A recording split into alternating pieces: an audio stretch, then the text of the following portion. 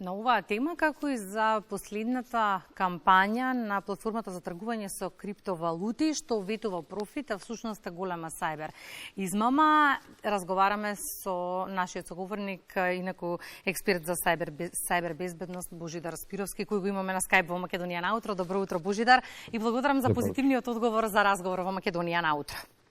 Секогаш, мене ми е задоволство. Пред да ги отвориме темите кои што пред малку ги најавив, мора да споменеме викендов имавме ни пристигна информација која што глобално сите не загрижи, падот на IT системот низ целиот свет. И сега ова отвори прашањата за тоа колку и дали ни е навистина кревог дигиталниот систем во целиот свет. Треба ли оваа тема малку посериозно да се свати? Искрено да бидам, ова настанот кој што се случи во петокот е голема шлаканица за сите во оваа индустрија, за сите во IT индустријата и едно грубо будење во однос на територија, на тема која досега сите ја претпоставувавме дека е добра затоа што се е во ред на таа тема. Значи за гледачите чисто накратко да објасниме, компанија која се вика CrowdStrike, лидер во сајбер безбедноста на светско ниво, преку 22%, ако не се лажам, од светскиот пазар на антивируси е покриен од оваа компанија. И огромен е бројот на компјутери на кои што е инсталиран овој софтвер на оваа компанија. Истата таа компанија во четвртокот ноќта имала некој си редовно ажурирање на софтверот, но имало голема грешка. Технички грешката била многу незначајна во однос на тоа што програмерот гледал, но ефектот на грешката беше драматичен, бидејќи утрото огромен процент на компјутери едноставно се срушија, не работеа. Затоа што точно во тој софтвер се случило некое ажурирање, тој го заглавил оперативниот систем, значи да потенцирам, нема овде сајбер напад, нема малициозна намера, се работи за грешка. Страшниот момент и будењето, грубото будење за целата оваа наша индустрија, дека сите ние даваме некакво право на некаков софтвер на кој што му веруваме затоа што го нарекуваме антивирусен софтвер, заштитен софтвер, и ако тој сгреши, ако компанијата што го произведува тој софтвер сгреши, последиците се страшни и се многу напорни за опоравување, иако никој немаше малициозна намера, немаше штета направено во смисол на уништени податоци, едноставно запре работењето на овие компјутери. Да, многу беше страшно. Дали треба да почнеме да размислуваме поинаку, од една страна да, од друга страна не. Ни требаат тие антивирус системи, сепак, затоа што премногу други закани има на светот од кои што тие не штитат. Но како ги третираме тие антивирус системи, како со нив работиме, посебно кога зборуваме за големи организации, авионски компании беа запрени, возови не возеа, граници не беа затворени, беа запрени и така натака, огромни системи беа запрени. Системот, користењето на овие антивирусни системи во такви големи организации ќе мора да се промени, ќе мора да биде посистематски и од страна на корисниците и од страна на производителите на тие системи. Затоа што CrowdStrike ни покажа нова точка на ранливост на сите наши системи. Некои ја зборуваа, некои не, ама сега ја видовме. И додека светот изминативе недели беше фокусиран на најважната споредна работа фудбалот, сајбер криминалците го искористија моментот за да профитираат. Оние кои што се во вашата фела велат дека истата опасност ја демне и престојната Олимпијада. На што треба да се внимава, Божидар? Значи го слушав господинот кој што беше во ведниот прилог и се фокусираше на опасностите кои што ги демнат Олимписките игри, односно системите на Олимписките игри, најмногу од активисти. Дали тоа се држави кои што имаат нешто да кажат на светско ниво, или се терористи, или се политички активисти, или се активисти за заштита на човечката средина, сите тие напади, односно загрозеноста, примерно паѓа на системите кои што ќе управуваат Олимписките игри, системите на Олимпијадата.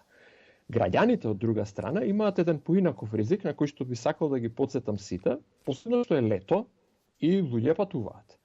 Граѓаните примерно нема да бидат таргетирани од овие активисти. Активистите сакаат да имаат видлив голем бум настан, кој што ќе биде видлив за сите медиуми и тоа ќе биде најчесто на сајтот на Олимпијадата или ќе запре некоја трка, тоа ќе им биде целта.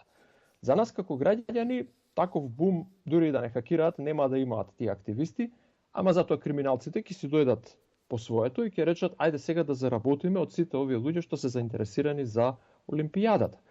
Како ќе го направат тоа? Многу едноставно, како и секогаш, лажни билети, кампањи за ефтини билети, просто речено измами од секаков можен вид.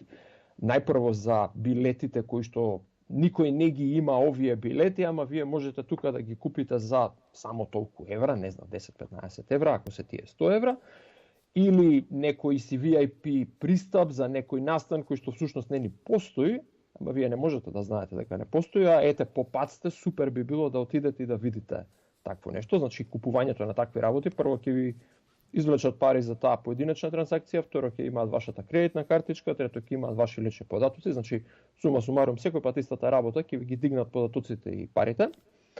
Вториот аспект кој што исто така не смееме да го занемариме е резервациите на сместување. Дали тоа се хотели, дали тоа се Airbnb, дали тоа се некои други локации.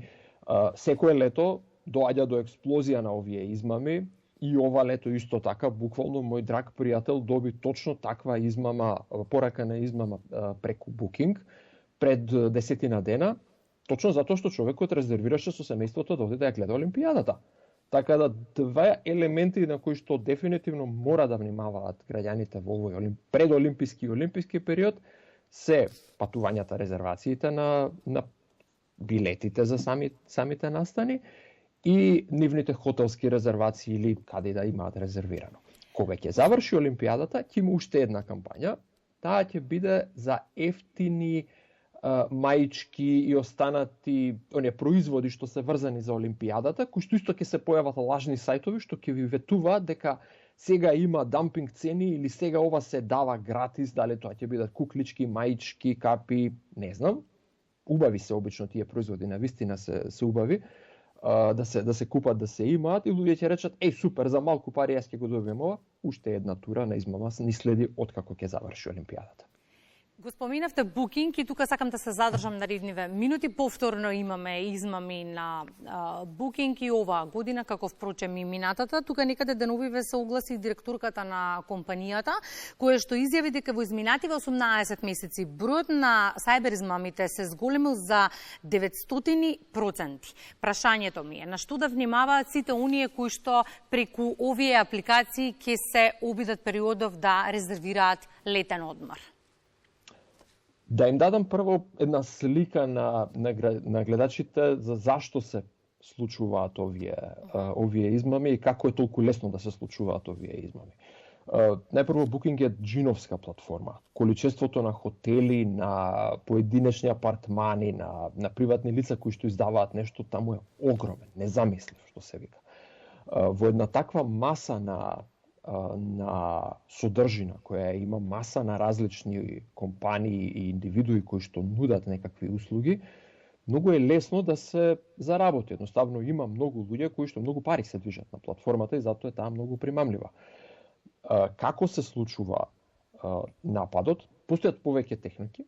На крајот на денот сите се сведуваат на тоа дека криминалецот ќе се обиде да ве пренасочи на некој друг сајт, на некој друг систем за трансакции, каде што вие ќе му ги дадете парите нему.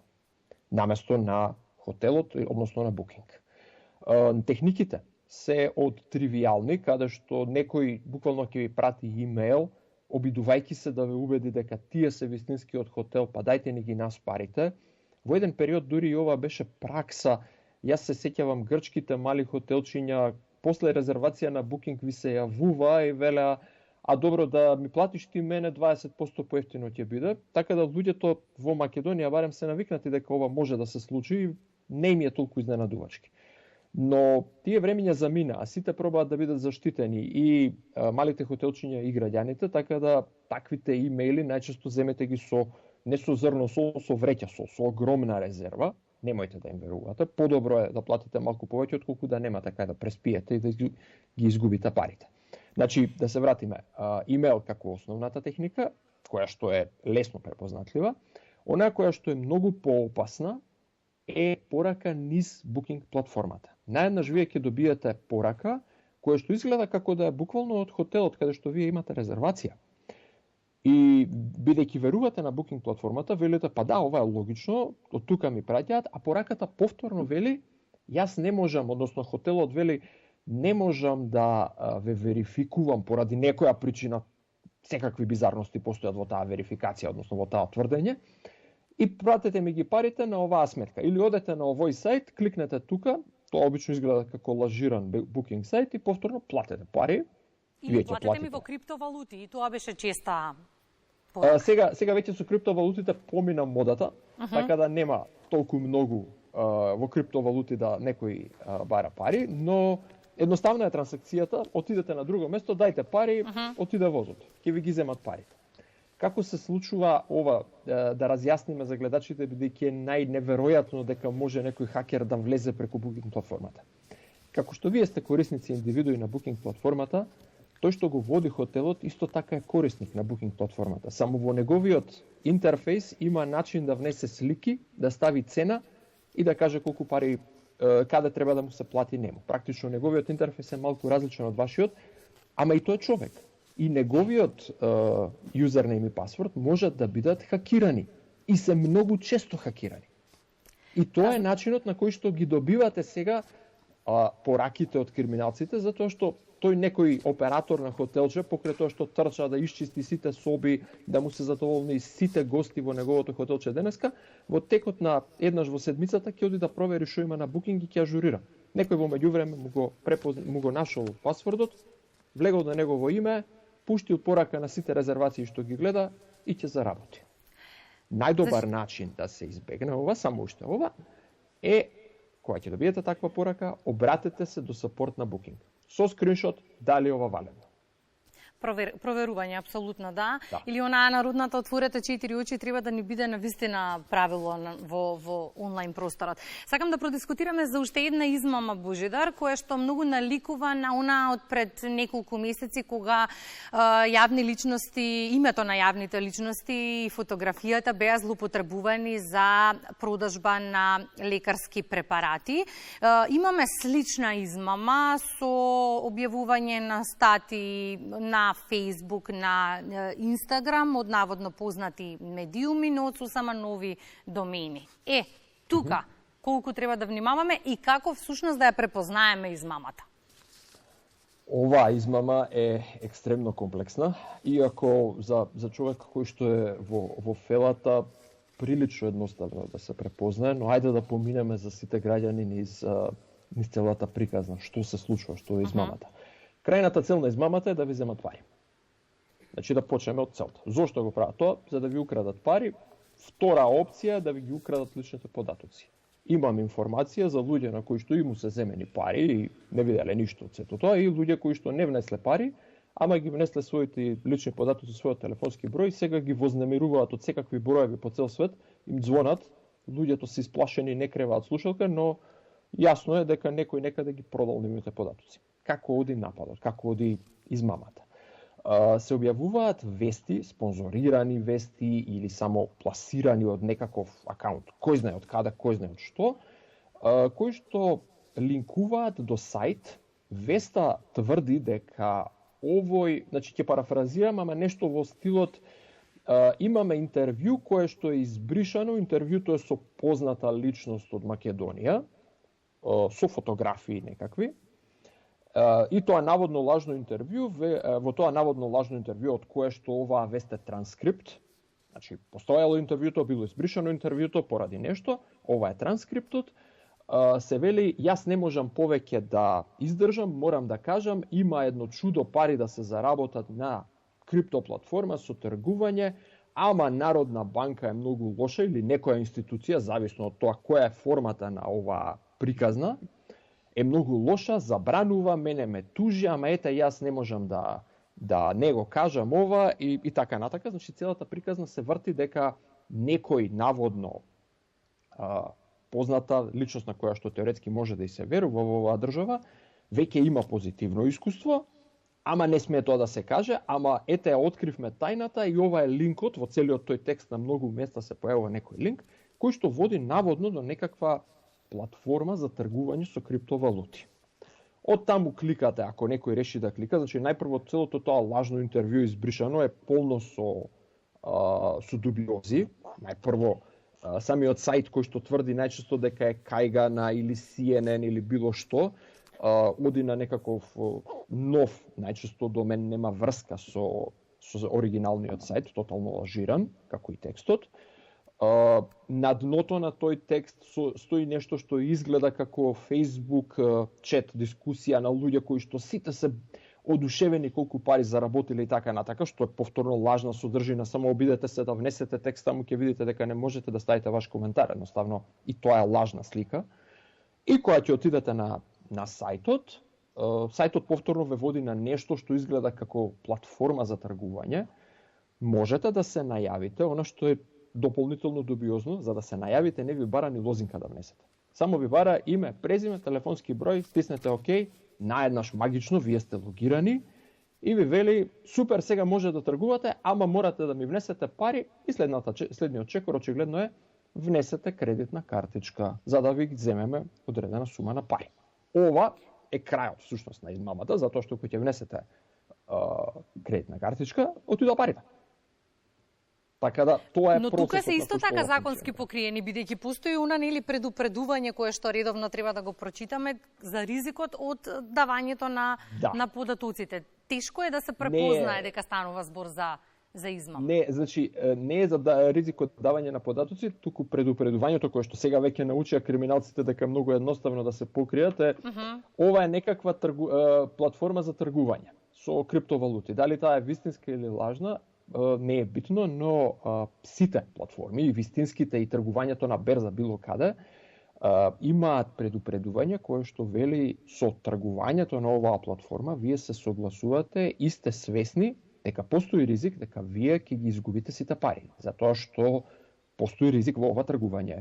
Вие кликате да се согласувам, да прифаќам, бидејќи кога луѓето сакаат да се обидат да тргуваат мислејќи дека ќе заработат некои пари или многу пари, едноставно се оптимисти, кликаат на тоа, велат ете јас прифаќам, тој некој му ги зема парите, дали на вистина тргува некој некаде на некаква криптоплатформа или едноставно ви покажува само исцртана слика од компјутер без никаква содржина позади и вели жалам ги изгубивте парите затоа што тргувањето беше неуспешно, во секој случај вие сте ги изгубиле парите, а како што кажавте, формално правно не може многу да бара граѓанинот затоа што кој да бил од другата страна ќе му рече па ти се согласи на овој ризик, тоа е прифатливо. И за да сумираме, како во ова време, Божидар, кога секој денар ни е важен, да се заштитиме од вакви измами? Бидејќи технолошки измамите стануваат на вистина се потешко препознатливи. Сајтовите се тие кои се, како што објаснив, во Booking некој ќе хакира хотелче од Booking и после ќе прави измами низ Booking додека го најдат во целата таа шума од пораки и така натака многу долго време треба да помине. Граѓанинот исто така она што го кажав, не можете да очекувате дека властите ќе ве заштитат од нешто што самиете сте прифатиле како ризик дека ќе ви се случи. Она што можам да го дадам како препорака е, ако е премногу добро да биде вистина, не е вистина. Ако некој ви нуди премногу ефтини карти или невидена понуда, не е вистина. Ако некој ви нуди да тргувате на криптоплатформа и од тоа ќе врнат пари, да размислете зошто ви се рекламира тоа нешто. Ако некој на вистина има таа тајна формула, тој ќе ја крие, ќе ја искористи за себе, ќе заработи планина пари и нема да ја каже на никого. Која би му била целта да ви ја каже вас. Значи, ако е на вистина добро, не е вистинито. Бидете исклучително сомничеви по овој основ, а ако добиете од низ вистинската платформа нешто што е тотално неочекувано, како платете ми надвор од платформата, имате две опции, или повторно да го прифатите ризикот да се коцкате, можеби ќе имате поевтин хотел, или добрата варијанта по мене, обратете се до поддршка и побарајте потврда. Затоа ние се обративме за да побараме помош. Благодарам за сите совети и одговори кои ни беа неопходни во Македонија наутро. Благодарам.